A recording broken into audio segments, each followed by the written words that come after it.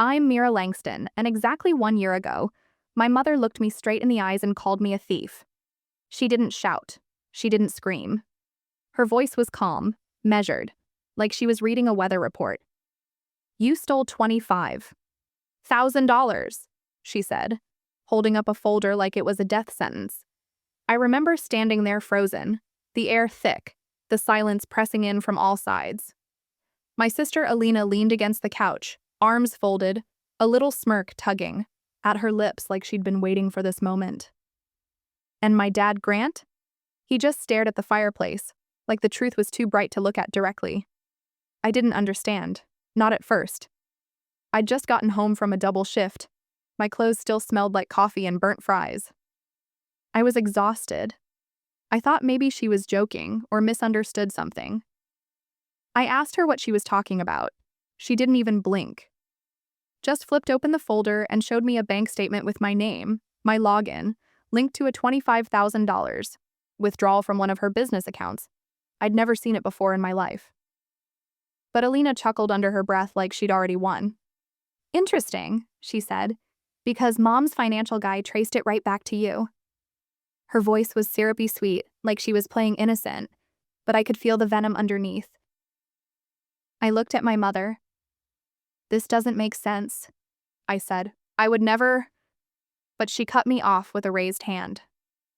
"There was no sign of a hack. No breach. Just your access, Mira." I looked to my dad then, hoping, pleading for something. A word. A glance. Anything. But he wouldn't even meet my eyes. He just rubbed a hand over his face and said, "I don't know what to believe anymore." That broke something in me. I'd always known Valeria favored Alina. That wasn't new. I'd grown up learning how to disappear around her, trying to be good enough, invisible enough, useful enough. But this was different. She'd already made up her mind. I was guilty. And there was no coming back from that. "Pack your things," she said. Her voice didn't even crack. "You're not welcome here anymore." I remember my hands trembling as I stuffed clothes into a bag, my old room suddenly cold and hollow. The posters on the wall, the books on the shelf, the little trinkets I'd collected over the years, they all looked like they belonged to someone else. I was moving through a life that was no longer mine. Alina appeared in the doorway, leaning casually against the frame like she had all the time in the world. "Wow," she said, smirking. "That was fast. Guess you saw it coming, huh?" I zipped the bag with shaking fingers. "Get out." But she just laughed. That same mocking laugh I'd heard 100 times growing up. "Don't be so dramatic, sis. It's not personal." Well, maybe a little. I spun around, the anger finally bubbling over. "Why? Why would you do this? To me?" She tilted her head and gave me a fake, sympathetic smile. "I didn't do anything. But you? You've always been reckless with money. Mom warned you." I wanted to scream. I wanted to cry. But I didn't give her the satisfaction. I just grabbed my bag and walked past her. Grant was waiting by the door with an envelope in his hand. He didn't say anything, just handed it to me and stepped aside. $200. That's what I was worth to them. I opened the door.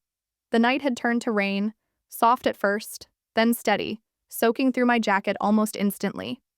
Alina whispered behind me, "Good luck, loser," as the door slammed shut. I stood there for a second, under that gray sky, with the cold sinking into my bones and a bag of half-folded clothes at my feet. I didn't know where to go. I didn't have anyone, not really, just my own name. And at that moment, even that felt like it had been taken from me. My phone buzzed in my pocket. A single text. "You'll regret this." No name, no context. But I didn't need it. I already knew. I stepped onto the bus without looking back.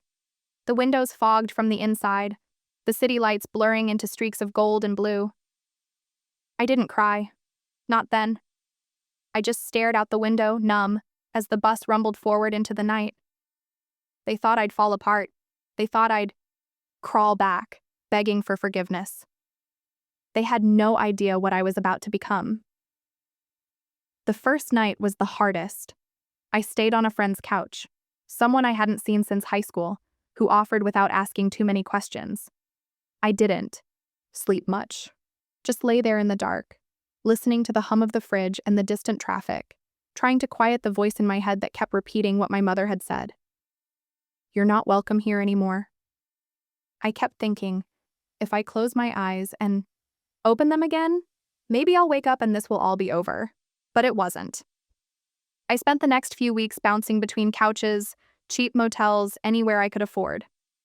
Most days, I worked double shifts.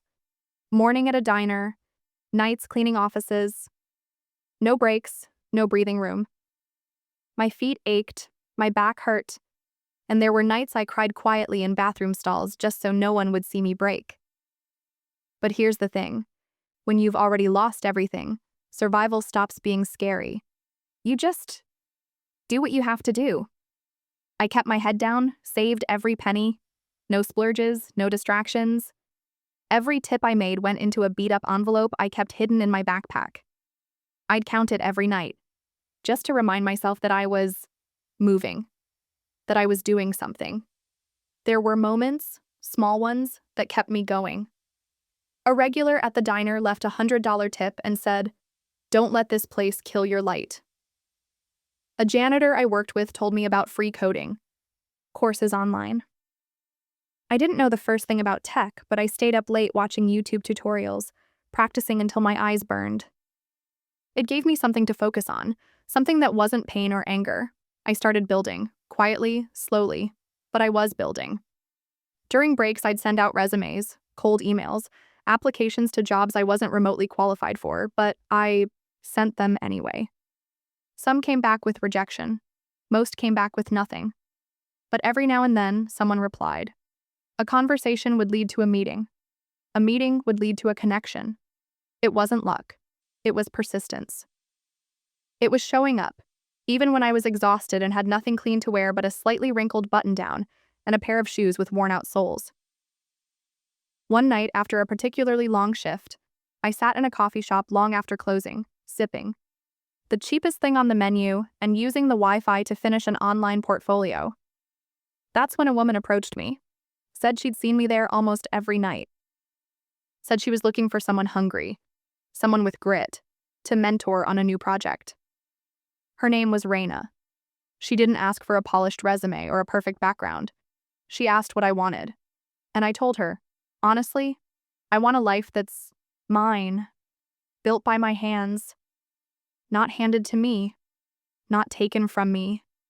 She smiled and slid a business card across the table. That was the moment everything shifted. Not instantly, not magically. But for the first time in months, I felt something I hadn't felt in a long time. Hope, and I held on to it like my life depended on it. Because in a way, it did. It didn't happen all at once. The truth has a way of creeping in slowly, like a draft under a closed door. Unwelcome, but impossible to ignore. Back at the estate, Valeria was in her office, surrounded by silence, and the soft tick of a luxury clock. She was reviewing expense reports, same as she did every week, except this time something didn't add up. A flagged transaction. Then another.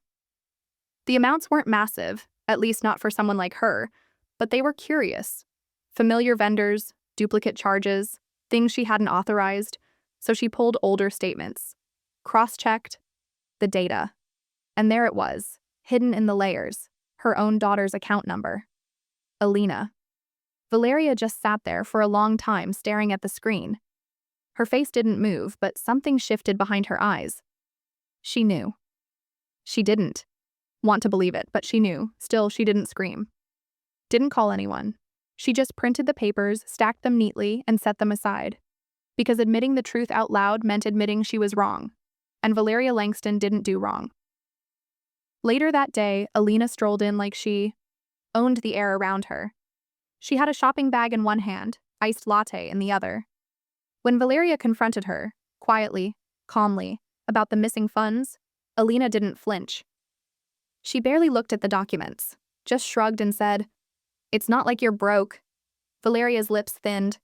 "You let me throw your sister out," Alina scoffed. She was already halfway out the door. I just gave her a little push. From the hallway, Grant overheard all of it. He didn't say much. Just stood there leaning against the doorframe with a look that said something was finally cracking open. The silence that had once been complicity now felt like shame. While they were unraveling, I was somewhere else entirely. I sat across from a man in a navy suit, the kind tailored so well you could almost hear it breathe. The restaurant was quiet, elegant. White tablecloths, golden lighting, the kind of place I used to walk past and wonder if I'd ever belong. Now I did. He slid the contract across the table without much ceremony. $2 million, he said, like it was nothing. A startup investment. We believe in what you've built. I didn't speak right away. I ran my fingers over the edge of the paper, feeling the weight of it all. It wasn't just money. It was proof. Proof that I had taken everything they threw at me, the betrayal, the abandonment, the lies, and turned it into something solid. I signed my name without hesitation. The man raised an eyebrow. This isn't just business for you, is it? I looked up. No, it's personal. My phone buzzed as I stood to leave. A message. No name, just an address and a time, a family gathering. I stared at it for a second, then slipped my phone back into my bag. I already knew I was going. Not for them. Not even for closure. I just wanted them to see who I'd become. The house looked the same. Same grand entrance, same polished marble floors that echoed with every step. But walking through that front door, I didn't feel like a guest. Or a daughter. I felt like someone returning to the scene of a fire that never really got put out. Valeria stood near the staircase, a glass of wine in hand, wearing that forced smile she reserved for people she wanted to impress, but didn't respect. You look well, she said, voice tight. I smiled. You don't. Alina was lounging on the edge of the sofa, scrolling through her phone, pretending not to care. But I saw the quick flick of her eyes, the way her fingers hesitated just for a second. Grant was by the fireplace again, holding a drink like it was the only thing tethering him to the room. No one moved. No one hugged me. We weren't pretending to be a family anymore. And maybe that was the only honest thing about this whole gathering. Dinner was already set. Polished silverware, perfect napkins, expensive wine none of them even liked but served. Anyway, because it looked impressive on the table. I took my seat. No one said anything. Not at first. Then Valeria cleared her throat, the tension clinging to her voice like smoke. So, Mira, tell us, what exactly have you been doing this past year? I took a sip of wine.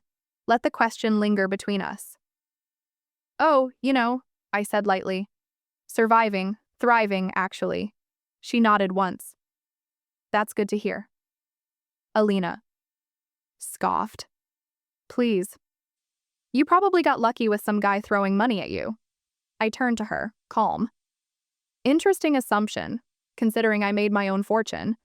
But then again, you've never been great with money, have you? Her smirk faltered, just a flicker. But I caught it. She muttered something under her breath, stabbing her salad a little too hard. Unlike Mom, I don't have financial difficulties. The room went still. Valeria's grip on her wine glass tightened.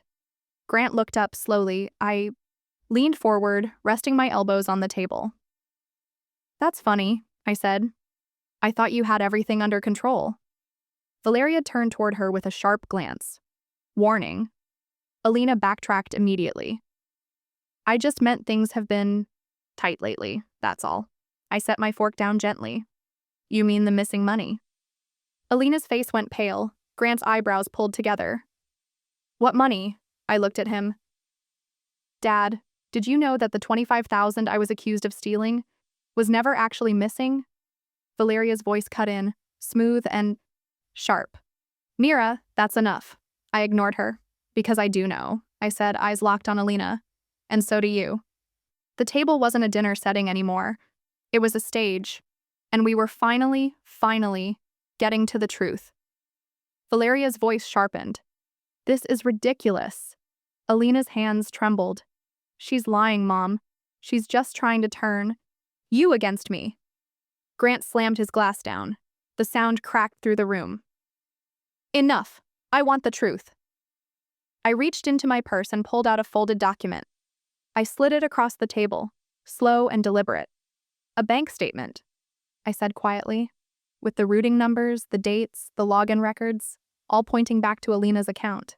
Grant picked it up with shaking hands. His eyes moved over the page. His expression hardened. Alina? His voice was rough, disbelieving. She stammered. I can explain. I leaned back. You've been stealing from Mom's business. For years. And you let her blame me for it. Silence. Valeria said nothing. Her eyes didn't move. Her face was a perfect mask. But I saw it, the crack at the corner of her mouth. The tension in her jaw. She wasn't surprised, she was calculating. Is that true? She asked quietly. Alina looked around the table, searching for someone, anyone, to save her. Mom, I didn't mean to. You let me throw Mira out of this house over a lie, Valeria said, her voice low and even. Alina's eyes welled up. You wouldn't have believed me anyway. Valeria didn't answer. Grant didn't either. And me? I stood up. I'm not here for apologies, I said. I'm not here to make peace or explain myself or hear anyone suddenly realize they were wrong. I looked at my mother, then my father, then Alina. I'm here so you can see the truth for yourself and live with it. Valeria's lips parted like she wanted to argue, to twist the story again. But no words came out. There was nothing left to spin. I grabbed my coat. Alina reached out, like she might try to stop me, but I didn't slow down. Because this wasn't revenge, it was clarity. It didn't take long for everything to start falling apart. Valeria's name used to carry weight, respect, even fear. But now, it was showing up in headlines with words like fraud investigation and embezzlement. Her accounts were frozen. Her legal team started jumping ship one by one. People who used to beg for her attention suddenly couldn't distance themselves fast enough. She tried to act like it didn't shake her. Still showed up in designer suits. Still carried that sharp smile. But underneath it, the cracks were spreading. Her empire, this perfectly curated image she'd spent her whole life building, was rotting from the inside out, and there was no hiding it anymore. Grant didn't say much at first. That was his thing, staying quiet, staying neutral, like silence made him safe. But something about that night at the table must have flipped a switch, because a week later, he packed a single bag and walked out. He didn't leave with a speech. Just said, I should have seen it sooner, and closed the door behind him. Alina, though. Alina unraveled differently. The confidence started slipping. The sharp remarks became hesitant, then stopped altogether. She went quiet on social media. Canceled plans. I knew the signs. She wasn't okay. And then one morning, I got a text. It was short. Just, can we talk? I didn't answer right away. I wasn't angry anymore, not in the way I used to be. But I wasn't naive either. I didn't think she wanted closure. I think she just didn't want to be alone. Still, I met her. Curiosity got the better of me. Or maybe part of me needed to see her in this new light, stripped of all the armor. She looked different, not in some dramatic fallen from glory way, just smaller, like she wasn't sure how to take up space anymore. We sat in a small cafe. She wrapped both hands around her cup like it was the only thing keeping her steady. I didn't know what else to do, she said finally, her voice low. Mom. She controlled everything, what I wore, what I said, who I talked to. If I pushed back, she'd cut me off. I let her speak. I didn't interrupt. I just listened. I didn't mean to hurt you, she added. I did what I had to. I looked at her for a long time, and then I said the only thing that really mattered. You always had a choice. You chose her. She opened her mouth, maybe to argue, maybe to apologize, but nothing came out. She knew I was right. I didn't raise my voice. I didn't need to. I wasn't there for revenge or some emotional confession. I was there to show her that I had moved on, and she hadn't. She asked if we could start over, if maybe someday we could rebuild something, but I just shook my head. Some things don't need to be rebuilt. Some things are better left in the past. The courtroom was colder than I expected, not just in temperature, but in feeling. Sterile, impersonal. The kind of place where the truth finally gets dragged into. The light, whether anyone's ready for it or not. Valeria sat at the defense table, posture perfect, face unreadable. Same sleek suit, same flawless hair. But none of it mattered anymore. The titles, the reputation, the power, all of it had cracked. Sat in the gallery a few rows back. I didn't want her to see me. I just wanted to witness it, quietly, without rage, without bitterness. Just presence. After everything, that felt like enough. Grant took the stand. I didn't know what he would say. I don't think he did, either.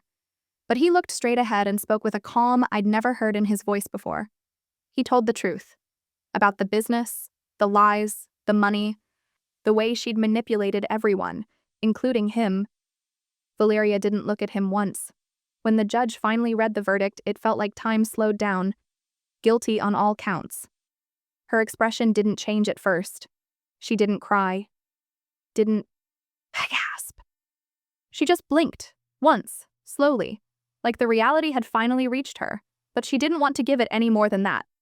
The mask slipped just for a second. And for the first time, I saw her for who she really was. Not powerful, not untouchable.